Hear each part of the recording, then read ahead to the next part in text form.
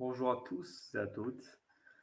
Alors, aujourd'hui, on va parler du verset de la sourate 2, donc verset 256, intitulé, vous le connaissez tous, Nulle contrainte en religion. En anglais, There is no compulsion in religion.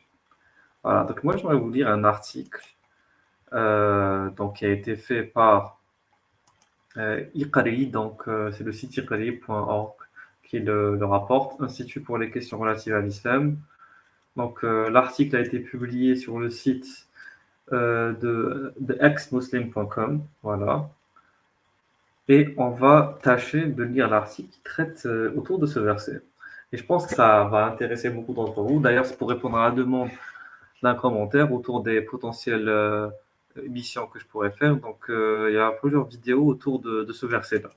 C'est un des versets pacifiques qui revient souvent d'ailleurs dans les débats, dans les échanges, dans les discours, dans les prêches, dans les discours d'imams et de savants musulmans, pour mettre en exergue et en avant la passivité, excusez-moi, pour mettre en avant l'aspect pacifique plutôt, voilà, de la religion islamique. Et il va s'avérer que ce n'est pas du tout le cas. Bon, comme c'est mon premier enregistrement en live, donc laissez-moi faire quelques réglages. Voilà, excusez-moi pour le manque de professionnalisme. Là, pour le coup, je vous avoue que c'est un peu à l'arrache, mais c'est pas grave, c'est un peu la marque de fabrique. On va mettre une petite musique. Alors, est-ce que ça passe? Ah, oui, trop bien.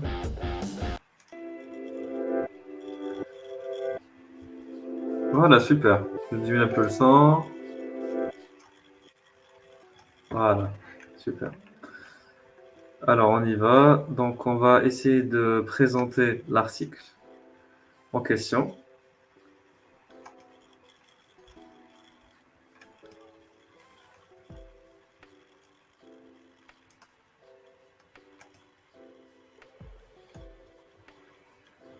Alors, donc l'article est le suivant. Donc, c'est Iqari, donc Institut pour les questions donc, relatives à l'islam. Et je vais commencer par le lire. Donc, il y a une énorme escroquerie qui me met de plus en plus en colère, dit l'auteur. Il s'agit de la sourate 2, donc verset 256.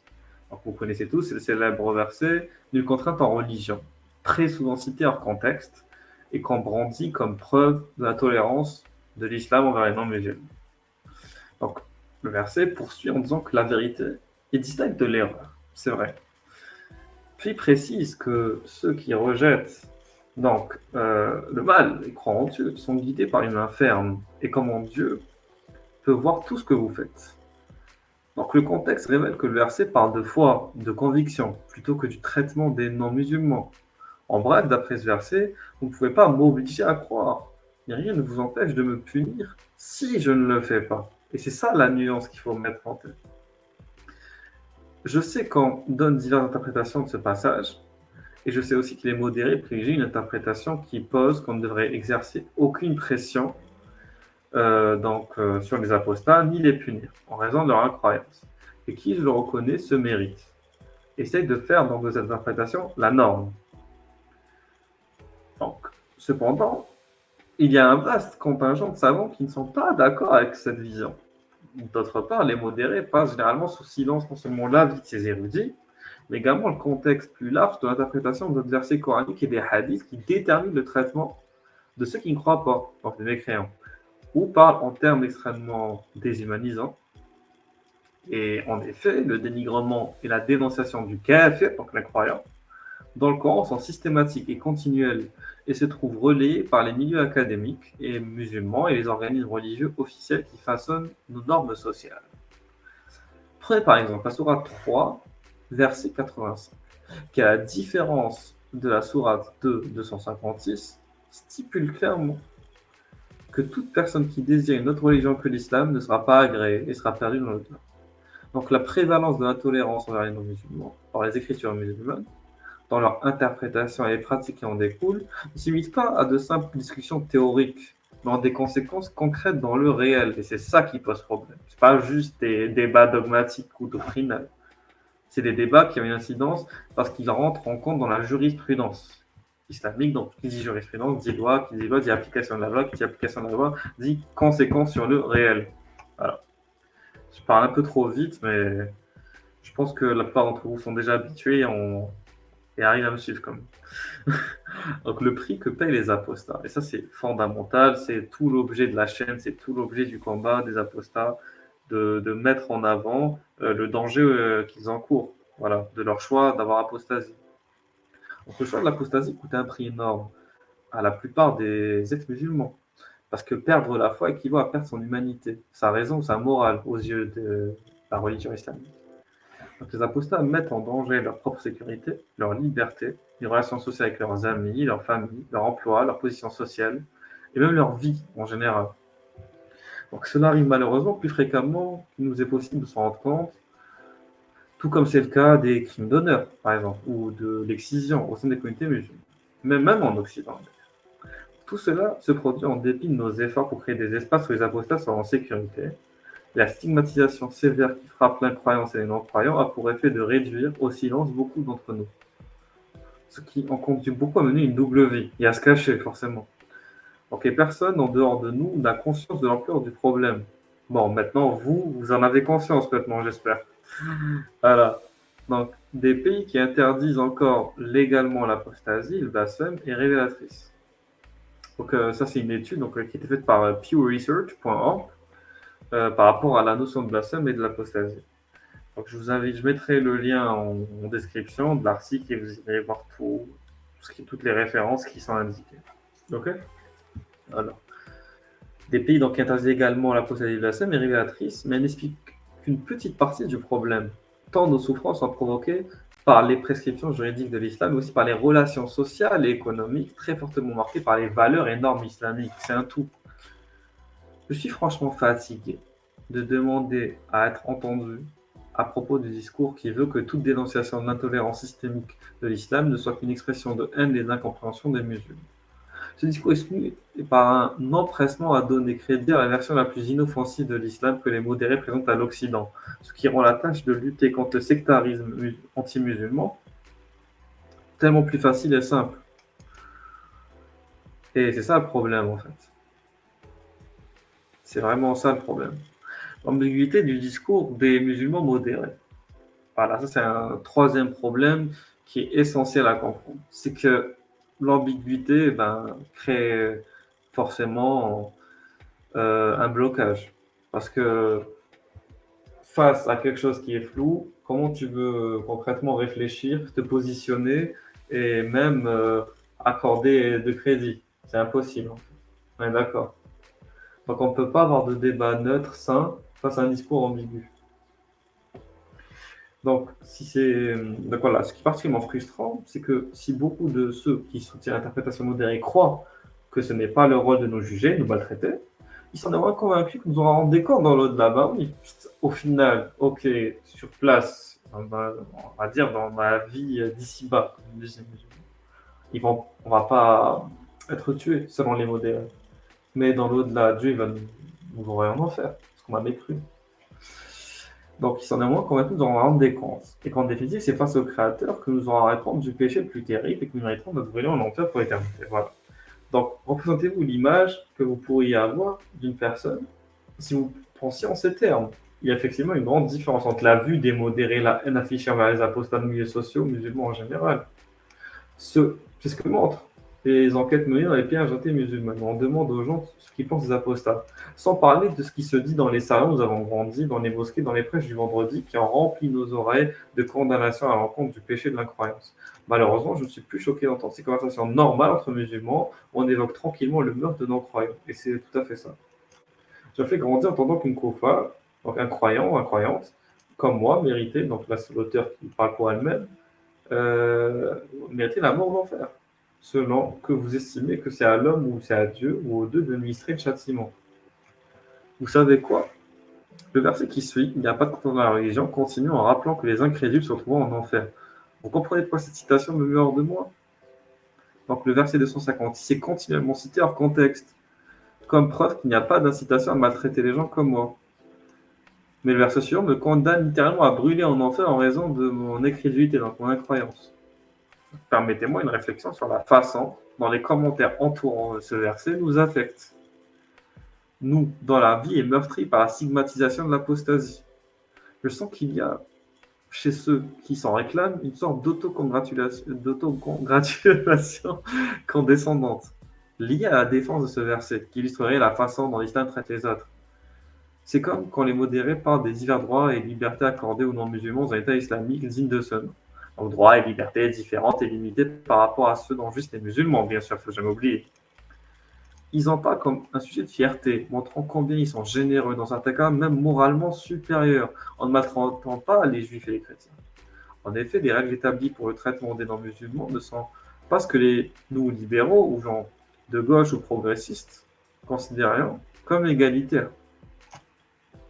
En effet, c'est une farce qui ne résiste pas à l'examen et à la prise en compte d'un contexte plus large.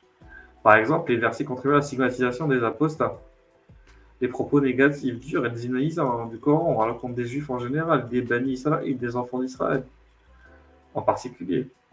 Le tout émanant d'un antisémitisme rampant au sein de la communauté musulmane. Ce traitement éthique n'a simplement pas de réalité. Qu'il s'agisse du slogan « Nulle contrainte en religion » ou de la promesse que l'islam accorde aux femmes tous les droits. Je suis en colère contre la façon dont les personnes qui n'ont jamais vraiment pratiqué l'islam et qui prétendent se soucier de la sécurité et du bien-être des minorités marginalisées contribuent à la propagation de l'interprétation modérée comme représentative de l'islam. Parce qu'ils refusent de prendre en considération beaucoup d'autres interprétations de l'islam en répétant que ce n'est pas le vrai islam. C'est ça vraiment le gros des problèmes en fait. Ils refusent d'admettre que cet islam est en effet le seul véritable islam. Enfin, en fait, ils n'acceptent pas le fait que l'islam, dans sa réalité orthodoxe classique, est sans pitié avec tout ce qui n'est pas islamique. Voilà. Enfin, il y a toujours des moyens de s'arranger, bien sûr, mais le non-musulman est toujours perdant au final. Voilà. La doctrine islamique s'est arrangée à travers toutes les jurisprudences, les hadiths, l'interprétation des versets du Coran, pour faire en sorte que le musulman soit toujours au-dessus du non-musulman, dans tous les domaines. En fait. Voilà, soit toujours gagnant, soit toujours, on va dire, favorisé. Voilà. Ok. On poursuit. Donc, les modérés vont dire qu'ils refusent d'admettre que l'islam, donc des textes sunnites ou chiites d'ailleurs, est le vrai islam, et que c'est le leur, en fait, qui le serait. Leur islam pacifique, personnel et individuel. Donc connu par beaucoup trop de gens et propagé par beaucoup trop de groupes, qu'il s'agit d'érudits, régimes politiques, et que tout cela n'a rien de théorique. Donc même lorsqu'il n'est pas dans leur intention de présenter l'interprétation modérée comme représentative, la mettre en évidence en déniant toute réalité à un autre discours sur la question revient exactement à cela, tout à fait. Même quand ils ne veulent pas vraiment, on va dire, se mettre en avant, ou dire que leur discours représente, on va dire, l'islam, ils le font, en fin de compte. Quand ils contestent le discours que nous, on a, les critiques de l'islam. En disant que nous, on est aussi extrémistes que les extrémistes.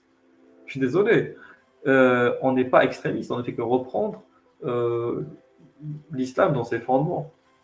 Si eux se mettent dans un extrême à vouloir rendre l'islam plus light, on va dire, plus doux, plus acceptable, plus occidental, c'est plutôt les modérés qui vont être dans un extrême, en quelque sorte. D'où la notion de modéré et d'extrême que je rejette personnellement. Je considère qu'il y a une orthodoxie et une hétérodoxie. Il n'y a pas de modéré et d'extrême. C'est faux scientifiquement parlant, théologiquement parlant, c'est faux. Sociologiquement parlant, c'est autre chose. Il faut différencier une pratique dite extrême d'une pratique dite modérée. Moi, je dirais pratique dite modérée, si on veut, ou on va dire une pratique relâchée, voilà, épurée, voilà, ou partielle, voilà, si on veut, et une pratique totale. Donc, il y a ceux qui ont une pratique totale et une pratique partielle. Il y a ceux qui ont une pratique donc entière et une pratique partielle. Voilà, moi je dirais que c'est plus ça. Ceux qui ont une pratique exhaustive et ceux qui ont une pratique filtrée. Voilà. Si on veut, bon, je préfère choisir ces termes-là, parce que modéré et extrême, ça veut rien dire. C'est-à-dire que le musulman fondamentaliste qui applique ses textes, qui suit sa doctrine jusqu'au bout, il serait quoi alors? Il serait un extrémiste, alors qu'il veut juste être un musulman qui est en adéquation avec les enseignements et les préceptes de sa doctrine. Voilà. Et le modéré, au final, vis-à-vis de la doctrine, donc de l'orthodoxie, donc des fondements, c'est un non-musulman en vérité. Parce que pour faire partie pleinement de la doctrine, il faut la suivre jusqu'au bout et entièrement et pleinement, en tous ses aspects. Donc, s'il choisit juste ce qui l'arrange, on peut questionner est-ce qu'il est vraiment musulman. Il serait pas juste un mécréant attiré par certains aspects de l'islam? Ça peut exister d'ailleurs. On peut trouver certains aspects de l'islam intéressants de manière personnelle. Ça n'empêche pas que les gens se convertissent quand même pas pour autant. Ok. Bon, on continue la lecture. Donc, ce qui propage le récit musulman modéré à propos du traitement non musulman comme la marque de l'islam authentique, sans s'en rendre compte de l'argument qui consiste à dire que le vrai islam ne ferait jamais ça. Le vrai islam qui est fantasmé, vous l'aurez tous compris. Voilà, et ils ne se soucient pas de savoir qu'ils contribuent par leurs propos à la marginalisation des apostats. Parce qu'au final, nous, quand on dénonce l'islam doctrinal, l'islam dogmatique, l'islam dit classique, donc celui qui, historiquement parlant, s'est inscrit à travers les propos d'imams, de savants, à travers les propos de jurisconsultes, de fuqaha, etc., et d'interprètes du Coran. Et qui a été appliqué aussi à plusieurs époques, c'est à l'époque des Omeyyades, des Abbasides, des empires mongols, des Almoravides, des Almoravides, des Fatimides, etc. etc. Okay, tous ces royaumes, toutes ces dynasties islamiques qui ont appliqué, en tout cas chacun en fonction de son courant, de sa tendance, l'islam à partir de ses fondements, tels que compris par leurs érudits les plus éminents. Okay, donc cet islam-là, on ne pourra pas comme ça le jeter à la poubelle maintenant et dire qu'il n'a jamais existé. On ne peut pas fermer les yeux et dire que ça n'a jamais existé. Ça n'a jamais été réel, quand même. Faire cela, c'est entrer dans un négationnisme. Okay, alors, implicitement, il nous traite de menteurs, c'est ça, avant même que nous ayons pu parler de notre expérience. Puis, un sous-groupe de nos alliés, une sous-section de gens de gauche qui luttent, parce que donc, là, on parle d'un contexte précis, c'est pas moi qui écris l'article. Moi, personnellement, je ne me positionne pas d'un point de vue politique, comme le fait la jeune autrice. Enfin, la jeune, je ne sais pas si elle est jeune, comme fait l'autrice. Puis, un sous-groupe de nos alliés, une sous-section de gens de gauche qui luttent contre le racisme et pour le bien-être des musulmans, en particulier des femmes musulmanes, se retournent et se mettent à soutenir ce discours majoritaire au détriment de ceux d'entre nous qui souffrent. Voilà, donc la gauche, qui se prétend aider tous les gens marginalisés, toutes les victimes de discrimination, de stigmatisation, au final, je préfère choisir donc une idéologie discriminante qui est l'islam, et ceux qui la soutiennent, donc, que sont les musulmans fondamentalistes ou intégristes, et les musulmans donc modérés ou on va dire musulmans partiels, on va dire, ou néo-musulmans si on veut, voilà, et ben c'est très grave en fait. C'est très grave parce qu'on est littéralement dans une hypocrisie politique, une hypocrisie idéologique à ce niveau-là. Normalement, soit on aide tout le monde, soit on aide personne. Quand on se veut dans lutter pour le droit des hommes, à liberté d'expression, à liberté de culte, etc. Liberté aussi de non-croyance. Ok? Liberté de conscience aussi. Bon, et au final, nous qui souffrons en silence, les apostats, ne pas pouvoir s'assumer pleinement dans notre société, dans une société, même dans la société occidentale, en tant qu'apostat, ben, on n'est pas soutenu en fait par la gauche. Par aucune frange de la gauche d'ailleurs. Voilà. Permettez-moi donc de vous dire que j'ai été une musulmane. Donc, c'est le témoignage d'une musulmane modérée, d'une ex-musulmane modérée. Okay, permettez-moi de vous dire que j'ai été une musulmane modérée. Alors, j'ai moi-même joué ce rôle, donc elle peut témoigner parce qu'elle a déjà été dans la peau de ce que c'était une musulmane modérée. Et je n'ai pas vraiment cherché à tromper les gens lorsque je défendais l'islam contre toute insinuation qu'il pourrait être moins parfait. J'avais mon apologétique, mais qu'elle était complexe et alambiquée. Elle me permettait d'expliquer par l'exégèse et la jurisprudence non seulement les inégalités de surface, mais aussi ce que j'avais trouvé dans les Écritures.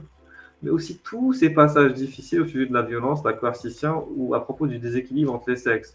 Je disais des choses comme «Oh, ces questions existaient, mais elles se limitent à quelques domaines problématiques, elles ne sont pas tout aussi répandues qu'on le prétend, que les gens détestent les musulmans et leur nuisent intentionnellement. Je crois toujours que c'est le cas, mais que cela se manifeste autrement et pour des raisons que ce que je croyais en tant que musulman modéré.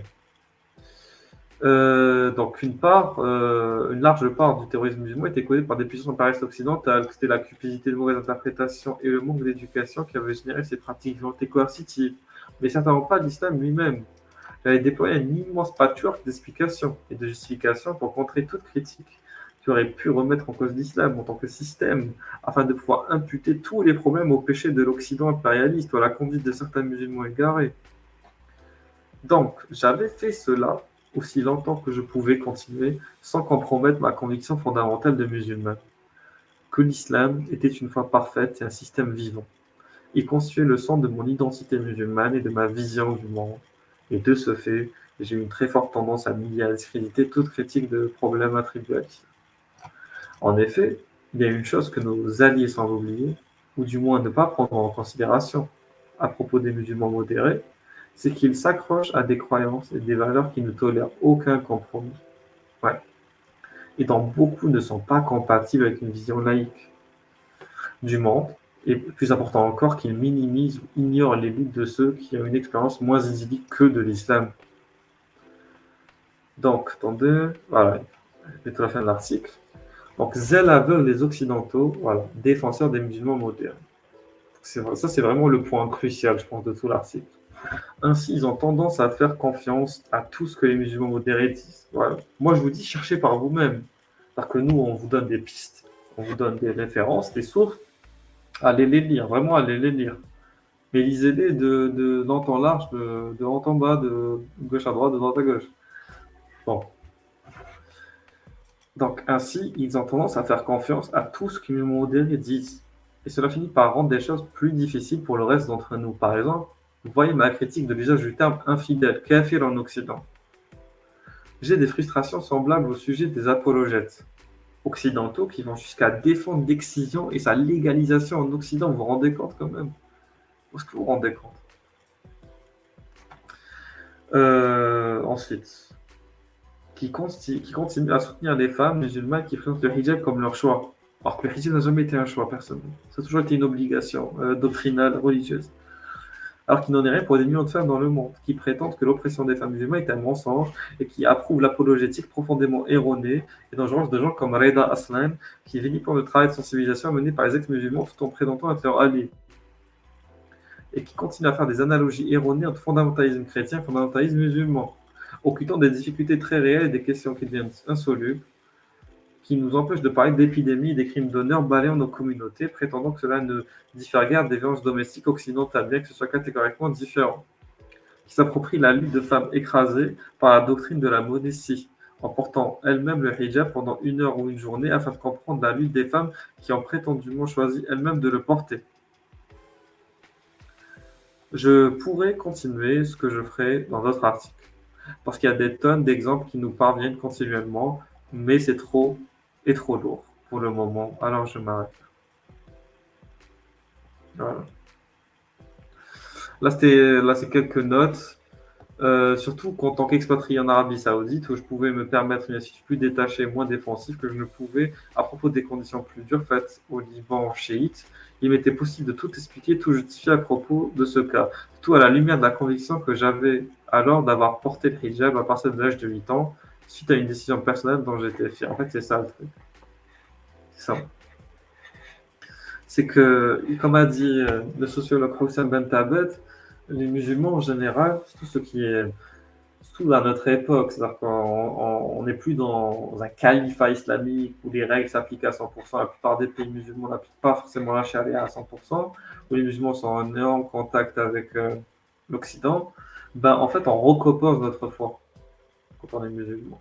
On prend ce qui nous arrange, ce qui nous va, ce qui est plus adéquat avec nos principes moraux et notre manière de penser. Et c'est ce qu'a fait cette jeune fille. À 8 ans, elle n'est pas consciente de ce qu'elle fait quand elle porte le hijab. Elle ne sait pas que sa décision elle va lui être fatale. Parce que porter le hijab dans une famille musulmane puis l'enlever, c'est comme, en fait, porter le hijab, c'est comme un choix de non-retour.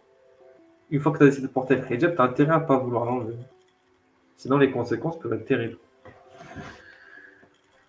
Voilà, bon, ouais, merci donc d'avoir écouté. On va s'arrêter là pour le moment, mais on va faire d'autres vidéos sur ce verset. Ne vous inquiétez pas, il y a d'autres vidéos qui arrivent sur le verset 256 de la Sourate 2. Là, c'était juste un article qui a évoqué donc ce verset-là et qui a aussi nous a aussi permis, enfin m'a permis de vous montrer ce qu'on pense en tout cas nous en tant qu'ex-musulmans par rapport à la situation de l'islam en Occident. Et c'était très important pour moi que vous compreniez. Voilà. À partir de ce verset. Mais le verset en lui-même, on n'a toujours pas fini de le traiter. Et on va le traiter durant d'autres vidéos, il n'y a pas de souci. Ok. Bon, du coup, on s'arrête là. Je vous souhaite une bonne journée à tous et à toutes. Et à bientôt. Ciao.